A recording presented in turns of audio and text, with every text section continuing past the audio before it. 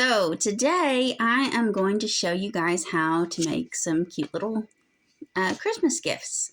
I know it's been a minute since I have posted anything, but I have a good reason.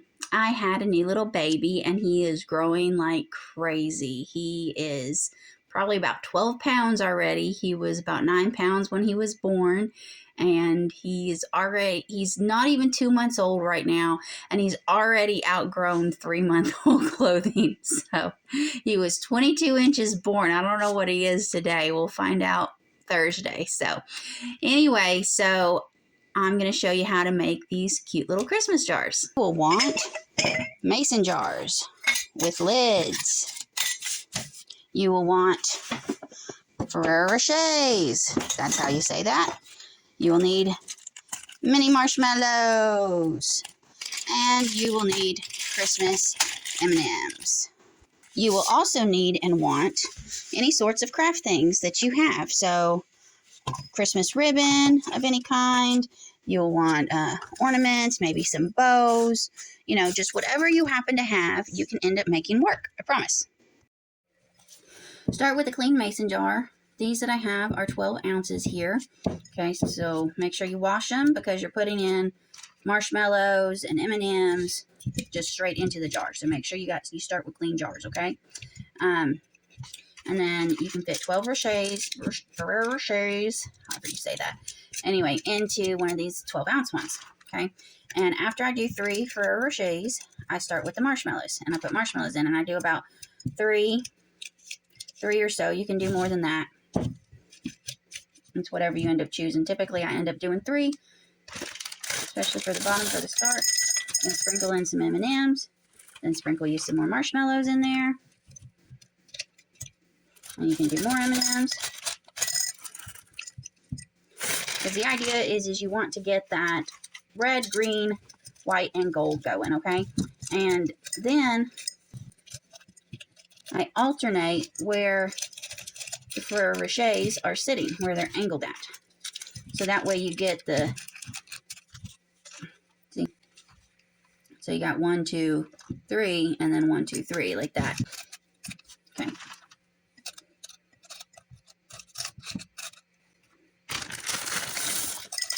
And I do the marshmallows for the M&Ms because the M&Ms will fall down in the cracks easier and more than the marshmallows will.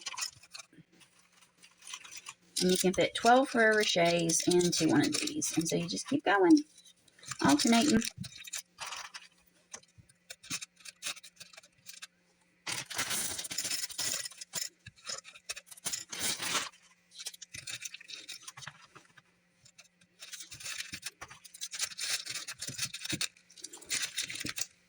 And when you get to the top, yes, you squish it down a little bit. Add just some more marshmallows and M&Ms.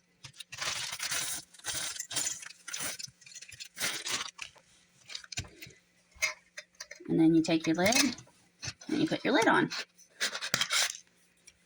Then we can go decorate our lids.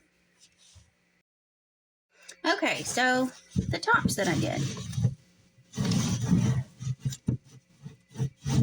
Gonna walk you through how I did these. This one first, because this one's the easiest. So this is literally just one of these flowers, okay? And then I actually used regular scissors to just snip off the end here. That's it. So that way it sits a little bit more flat, okay?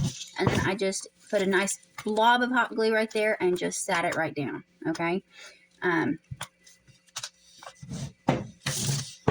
This one, kind of the same thing, except I did also do the ribbon thing. So first I do the ribbon.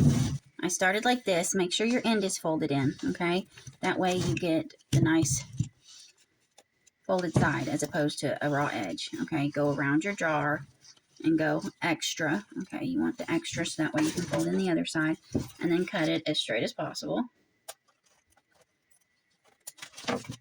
Straight as possible, okay? And then fold it in. Then what I did to try and get the straightest fold all the way around it is I folded it in half. And I just keep folding it in half until I get as small of a piece as possible, okay?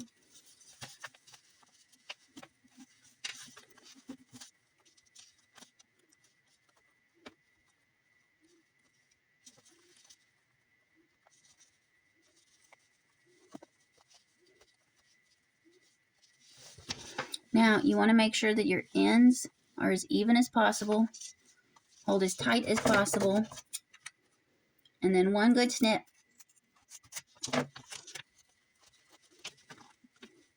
It's not perfect, but it's good enough. In my book, it's good enough. Anyway, it's going to be good enough. If you have a better way to make them straighter, let me know.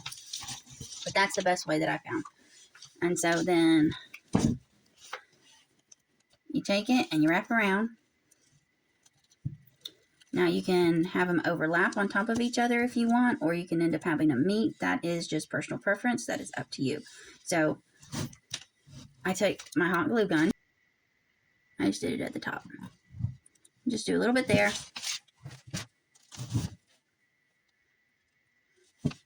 Right there, just like that. Okay. And then I just kind of go around a little bit. And just do a little bit at a time.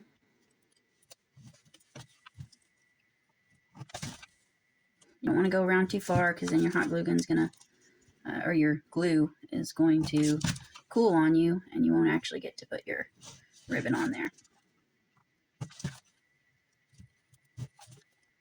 That seemed to already cool, so I'm going to put one really close to that there. And you could always put this on the other way around, so your metal part, because this is wire ribbon here, you could put the metal part towards the bottom if you wanted to. It's totally your preference. I'm just showing you what I did. And then for this last part, I'm actually going to put the glue on the ribbon part. So I'll make sure I get it down at the ribbon there. Like that. And then for this here, I put a nice huge glob of glue, and then I just glued down the red flower and an ornament and just stuck it in there. Okay, so I'm going to do a gold flower on top is what I'm going to do. So I'm going to take this part out right here.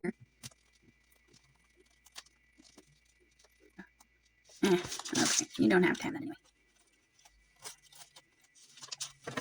Then I'm going to cut this off. I went flying that way somewhere.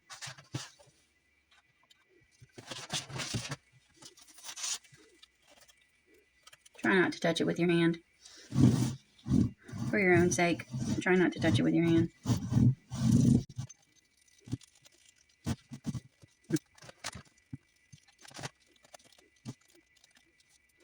Alright, so there's another one. So for this one here, what I did with the ribbon, instead of gluing it on the top edge, I actually glued it on the bottom edge and had it go up. Because I actually took it off of here, and then the ribbon wanted to go up underneath the lid, so that's another thing to consider. So to do the moss, a lot of glue there. You want to take your moss and place it on. Be careful, because if the glue comes through, it will hurt your little fingers. And then just push it down. Right here I'm using a very sophisticated tool. It's called a paintbrush.